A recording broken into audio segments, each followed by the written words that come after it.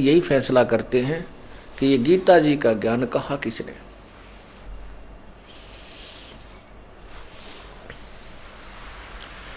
ये काल कौन है? ये काल ब्रह्मा विष्णु महेश का पिता है। अब पहली बार कोई प्राणी ये ज्ञान सुनता है तो उसको पग पग पर शंका होती है, कदम कदम पर उसको शंका होती है और ये सच्चा ज्ञान झूठा सा लगता है। क्यों लगता है? क्योंकि पहले हमने अज्ञान ग्रहण कर रखा है, वो ज्ञान नहीं है। क्योंकि गीता जी में लिखा है कि तत्व ज्ञान के अतिरिक्त जो भी ज्ञान है वो अज्ञान है, वो ज्ञान नहीं है। तो हमने उस अज्ञान को, लोक वेद को ग्रहण किया हुआ है। अब परमात्मा ने समझाया कि श्री कृष्ण जी के अंदर प्रवेश करके इस काल ने, ब्रह्म ने, सदाशिव कहो, उसे महाविष्णु कहो, महाब्रह्मा कहो, जो ब्रह्मा विष्णु महेश के पिताजी हैं, उसने ये ज्ञान बोला।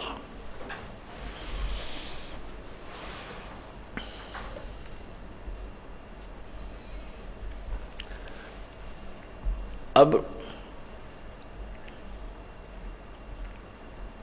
आपने महाभारत का ज्ञान बहुत पढ़ा, क्योंकि पवित्र हिंदू धर्म में जन्म होने के कारण हमने ये रामायण और महाभारत खूब सुन रखी थी। उसमें क्या होता है कि ये महाभारत का जो युद्ध किस कारण से हो रहा था,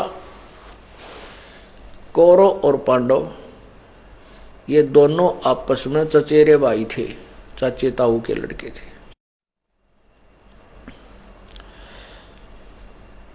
और कौरव जो है पांडवों को आधा राज्य नहीं दे रहे थे, अर्थात उनकी संपत्ति का बंटवारा नहीं हो रहा था।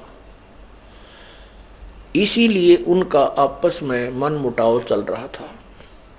जब किसी का आपसी झगड़ा हो जाता है तो रिश्तेदार बीच बचाव करने के लिए आते हैं। भगवान श्री कृष्ण पांडवों का रिश्तेदार था, संबंधी था, अर्थात अर्जुन का साला था। भगवान श्री कृष्ण की बहन सुभद्रा का विवाह अर्जुन पांडव के साथ हुआ था। इस उद्देश्य से श्री कृष्ण जी 3 बार शांति दूत बनकर कौरव और पांडवों को समझाने के लिए गए कि तुम युद्ध मत करो, झगड़ा ना करो, और युद्ध से होने वाले जो अत्याचार से, उससे होने वाली हानि से भी परिचित कराया, बहुत समझाया। लेकिन दोनों पक्ष कोई भी टस से मस नहीं हुआ और दोनों ही अपनी अपनी जिद पर अड़े हैं। तीसरी बार जब श्री कृष्ण जी गए कौरव और पांडव का आपस में कंप्रोमाइज कराने के लिए,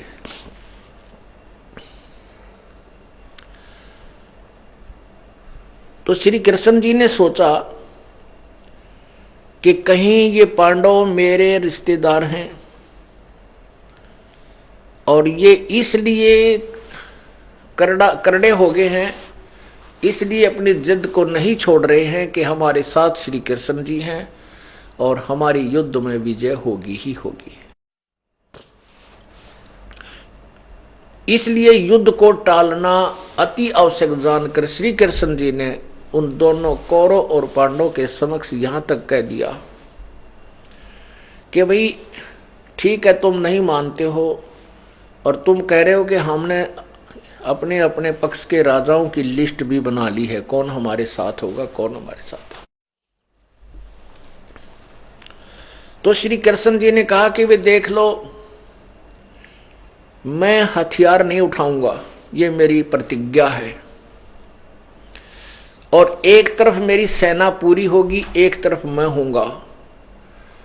जिसने भी चाहिए, मुझे जो मांगना चाहे, वो एक तरफ मैं आऊंगा, एक तरफ मेरी सेना होगी। मैं और सेना एक तरफ, एक साइड नहीं होंगे। हम अलग अलग होंगे।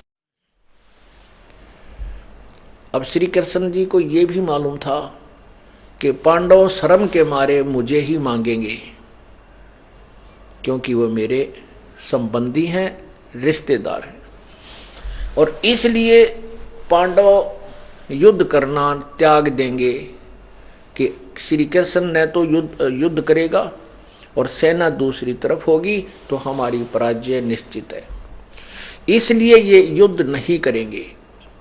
भगवान श्री कृष्ण जी ने ये सोच करके ये निर्णय सुना दिया। अब पांडव इस बात से चिंतित हो गए, वो समझ गए कि अब बात बिगड़गी, अब युद्ध ना हो तो अच्छा है।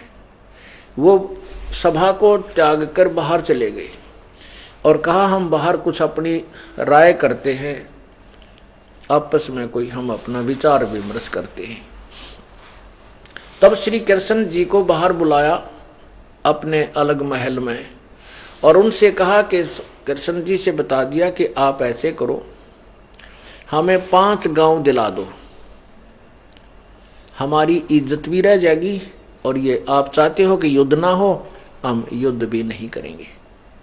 श्री कृष्ण जी बड़े प्रसन्न हुए कि ये तीर मेरा सही लग गया निशाने पर, तो इसलिए श्री कृष्ण जी खुशी खुशी वापस कौरवों की सभा में आए। अब कौरवों से कहा कि दुर्योधन अब बात बन गई है, अब पांडव युद्ध नहीं करना चाहते और मैं भी यही चाहता था कि तुम्हारा आपस में ये विनाश टल जावे। श्री कृष्ण जी ने कहा कि दुर्योधन उनको 5 गांव दे दे। वो कहते हमें 5 गांव दे दे, हम युद्ध नहीं करते। अब दुर्योधन ने सोचा कि पांडव डर चुके हैं, घबरा गए हैं, क्योंकि कृष्ण जी उनके को तो हमने मांगना है कोई ना। एक तरफ सेना होगी, वो हथियार उठावे नहीं, कौरव की पांडवों की हार निश्चित है। इसलिए दुर्योधन दुर्मति था ही, उसने कहा कि सुई की नोक के तुल्य भी पांडवों के लिए पृथ्वी नहीं है, यदि उन्हें राज्य चाहिए तो युद्ध करके ले सकते हैं। इस बात से श्री कृष्ण जी बहुत अक्षुब्ध हुए और दुर्योधन को बुरी भली कह दी कि तू इंसान नहीं, तू शैतान है, नालायक। अरे कहाँ 5 गांव, कहाँ आधा राज्य, तेरी बुद्धि भ्रष्ट हो चुकी है, तू इंसान नहीं है, तू विनाशक है इस प्रजा का। इस बात से दुर्योधन नाराज हो गया कि पहले इस कृष्ण ने संवार दो। अपने योद्धाओं से कहा कि कृष्ण को पकड़ो और इसको जेल में ठोक दो। अब जो ही योद्धा लोग चारों तरफ खड़े थे सभा में, वह खड़े हुए इसके सैनिक, तो श्री कृष्ण जी ने देखा कि अब ये बात बिगाड़ेंगे। श्री कृष्ण जी ने अपना विराट रूप दिखाया और विराट रूप को देख करके, उसके तेजों में शरीर को देख करके सबकी आंखें चुंधिया गई और सभी इधर उधर आंखें बंद करके बैठ गए और श्री कृष्ण जी उनकी सभा से निकलकर द्वारका चले गए। अब ये जो मैंने कथा सुनाई है, इसका उद्देश्य क्या है? ये निर्णय करने के लिए कि गीता जी का ज्ञान कहा किसने है, श्री कृष्ण ने बोला है या उस काल ने बोला है जो ब्रह्मा विष्णु महेश का पिता है। अब ये तो कथा जो मैंने आपने सुनाई, आपने खूब सुन रखी थी कि ऐसा हुआ है, महाभारत में लिखा है, पढ़ा है, सुना है। अब गीता